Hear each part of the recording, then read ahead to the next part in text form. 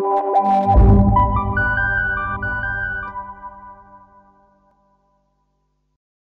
situation actuelle qui a vu l'arrêté préfectoral déclarant les candidats aux élections locales, départementales et communales. Permettez-moi d'abord, avant d'avancer dans la discussion, dans le point de presse, d'exprimer toute ma gratitude au mouvement citoyen Yokkute Dëkk Bi qui a bien voulu porter ma candidature et celle également du département, et les membres de cette direction sont à ma droite M. Sidi Gueye, qui est le mandataire municipal, M. Wadoud Kamara, membre également de Yokkute Dëkk Bi, Madame Ndeye Khadissi, qui représente l'Union citoyenne, qui a bien voulu nous accorder son récépissé. Nous allons partir sous la bannière de l'Union citoyenne. Et également M. Maguette Mbaye, qui est également de Yokkute Dëkk Bi. Nous voulons remercier aujourd'hui l'ensemble des populations saint-louisiennes qui ont bien voulu nous remettre leur voix pour pouvoir nous présenter aux élections comme il le faut. J'ai dit tout Saint-Louis parce qu'on a souvent tendance à confondre la personne et sa localité. Donc c'est tout Saint-Louis que je voudrais remercier aujourd'hui d'avoir mis à notre disposition les éléments nécessaires pour aller déposer nos listes dans un délai respectable. Parce que nous avons été parmi les premiers partis à avoir déposé nos listes. Nous avons également un souci. Nous souhaitons que ces élections soient les élections les plus apaisées que Saint-Louis ait connues. Nous voulons également que ces élections soient un nouveau départ pour la commune de Saint-Louis et pour le département de Saint-Louis. Nous souhaitons aussi qu'à l'issue de ces élections, que le candidat qui aura été porté à la tête de la commune ou du département puisse représenter tout Saint-Louis, toute la commune. C'est notre souhait. Notre candidature s'impose pour des raisons que tout Saint-Louisien aujourd'hui connaît. On ne peut plus laisser Saint-Louis dans des mains de personnes qui véritablement ont une préoccupation, j'allais dire faible, des besoins et des préoccupations essentielles des populations saint-louisiennes. Les questions critiques auxquelles Saint-Louis est confronté sont de plusieurs ordres. En faire une liste exhaustive nous mènerait à... ça nous prendra plusieurs heures. Mais toujours est-il que nous, aujourd'hui, nous sommes conscients qu'une autre offre politique est possible, une autre offre programmatique de gestion de commune, de gestion de la municipalité de Saint-Louis est possible. Et c'est ce à quoi nous allons nous battre pour que Saint-Louis puisse rayonner comme il se doit et comme historiquement Saint-Louis a été présenté, on a connu Saint-Louis. Une porte ouverte sur le monde, Saint-Louis une ville de culture, mais également Saint-Louis une ville de développement. Et nous savons tous que Saint-Louis, pendant longtemps, a été la vitrine du Sénégal. Nous voulons redorer le blason de Saint-Louis. Et pour le faire, nous devons le faire avec l'ensemble des populations de Saint-Louis. Cela va nous amener à reconsidérer, à réformer même les relations entre la municipalité et les quartiers. Ouvrir une nouvelle approche de la gestion municipale, mais une approche fondée essentiellement sur le dialogue entre les populations et les autorités locales, en particulier les autorités municipales. Voilà ce que nous souhaitons faire. Pour faire quoi de Saint-Louis? Faire de Saint-Louis une ville entreprenante, une ville solidaire. Cette solidarité ne s'arrête pas à Saint-Louis in situ, cette solidarité va également entre Saint-Louis et les autres communes du département. Donc nous aurons la tâche de développer véritablement l'intercommunalité. Mais aussi, parler de l'intercommunalité, c'est aussi parler du dialogue entre les quartiers, parler du dialogue entre les quartiers et la municipalité. C'est pourquoi nous allons certainement procéder à une réforme de ces rapports-là, établir une relation beaucoup plus directe, une relation beaucoup plus participative entre Saint-Louis et ceux qui sont chargés de gérer la municipalité de Saint-Louis. Nous voulons une gestion participative, une gestion inclusive. C'est pourquoi notre préoccupation, ce n'est pas de dresser une espèce de catalogue des problèmes de Saint-Louis. Nous vivons tous les problèmes que rencontrent les Saint-Louisiens dans leur vécu quotidien. Mais aussi, nous n'allons pas offrir des illusions aux populations. Nous allons travailler ensemble, nous allons développer ensemble Saint-Louis, à travers ce que chacun vit dans son quartier, ce que chaque quartier connaît comme problème, question de vie au quotidien, pour qu'on puisse y apporter une solution avec les populations.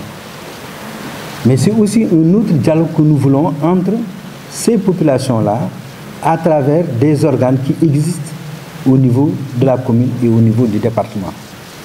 Cela permettra aussi d'évaluer la gestion au cours d'un mandat, ce que nous avons réellement fait. Ce que nous aurons fait, nous l'aurons fait avec les populations elles-mêmes, avec leurs représentants, avec leurs, j'allais dire, structures locales que constituent donc les conseils de quartier. Donc cela nous semble important. Les problèmes que nous connaissons à Saint-Louis, que nous vivons à Saint-Louis, sont de plusieurs ordres. Mais il faudra qu'on établisse des priorités. Quels sont les problèmes prioritaires actuellement à Saint-Louis? Qu'est-ce que nous allons trouver demain, au moment où nous serons, et nous le souhaitons, à la tête de la commune de Saint-Louis et du département? Qu'est-ce que nous allons trouver et comment on va transformer ça, comment on va améliorer la situation des populations à partir d'abord de ce que nous avons trouvé sur place. Donc il nous faudra évaluer, il nous faudra identifier également ce qui a été fait de bon, ce qui a été fait de bon, il faut le bonifier. S'il y a des choses qu'il faut améliorer et qu'on est dans le temps, parce qu'en fait, un budget, c'est le temps d'une année. Dans le temps de cette année-là, voir ce qui est possible de faire, de corriger ou de rectifier et de pouvoir aller à l'avant.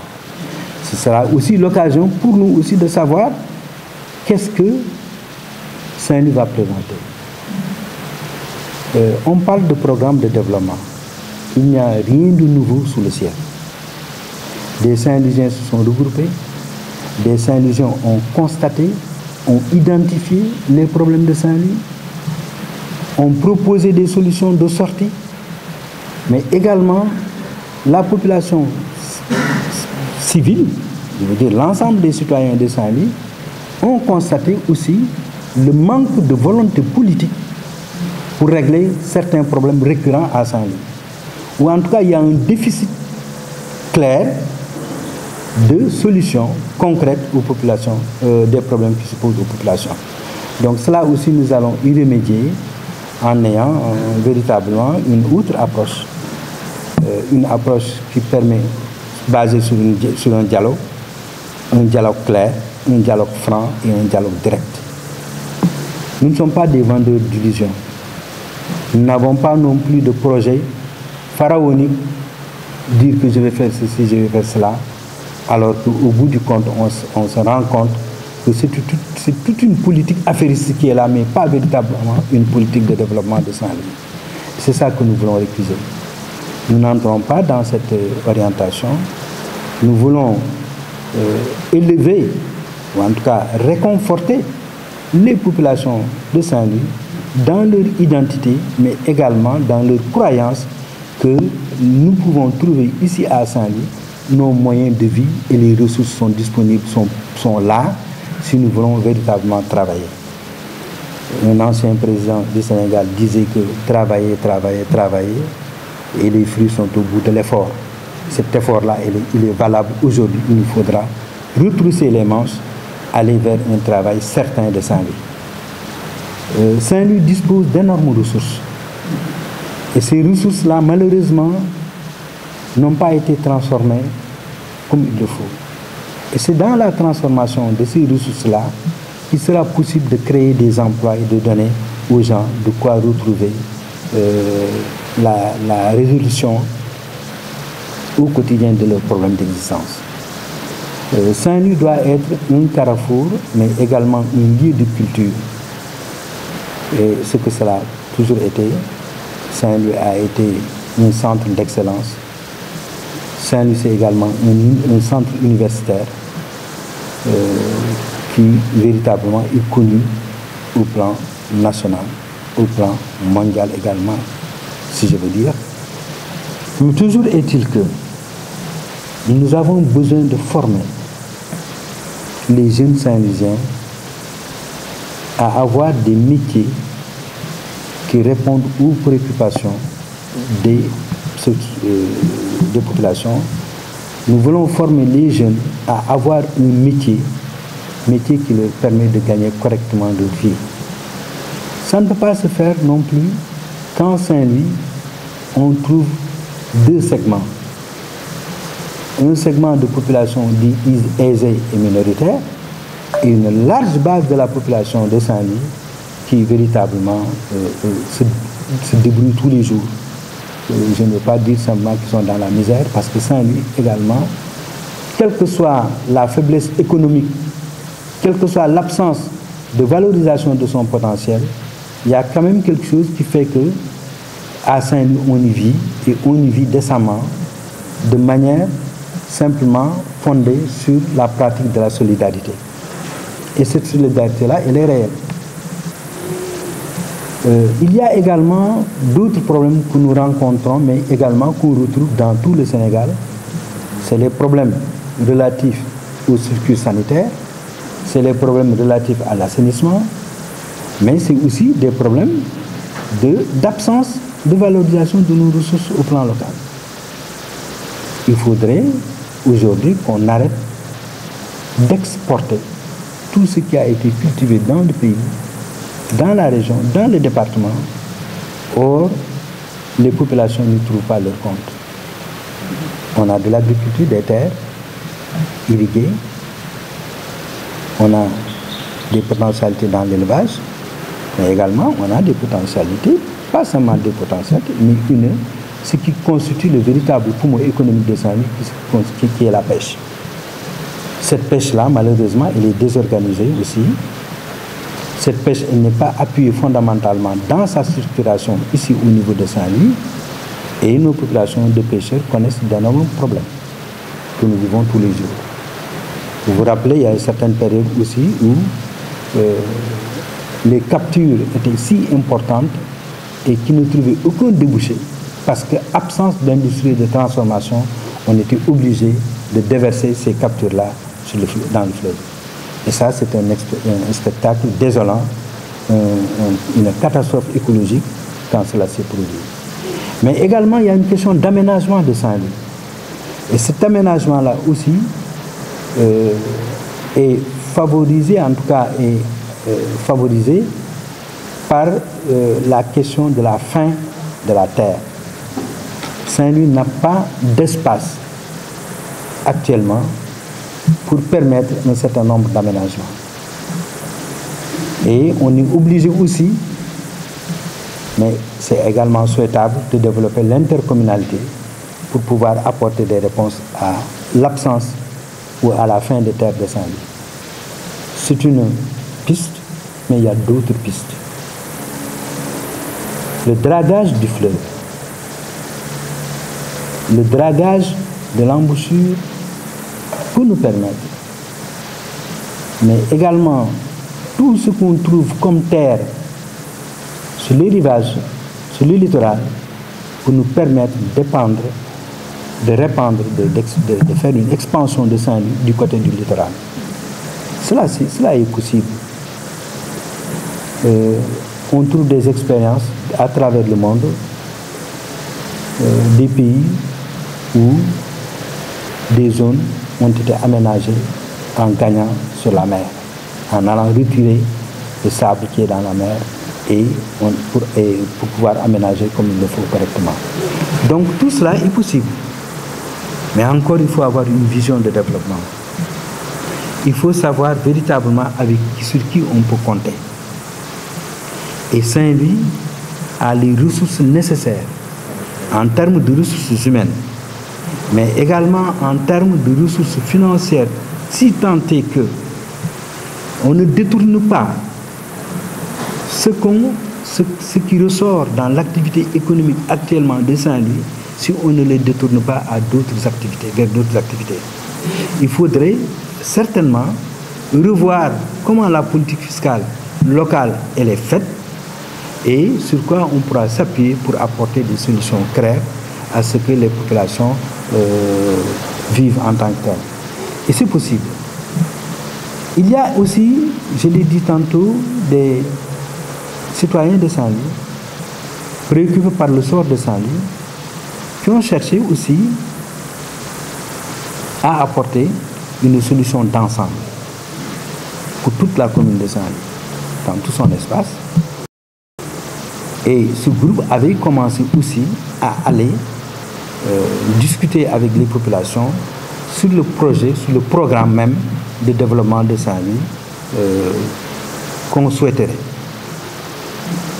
Mais malheureusement, ce programme-là n'a pas trouvé porteur, ni auprès des autorités locales, ni auprès des autorités supérieures.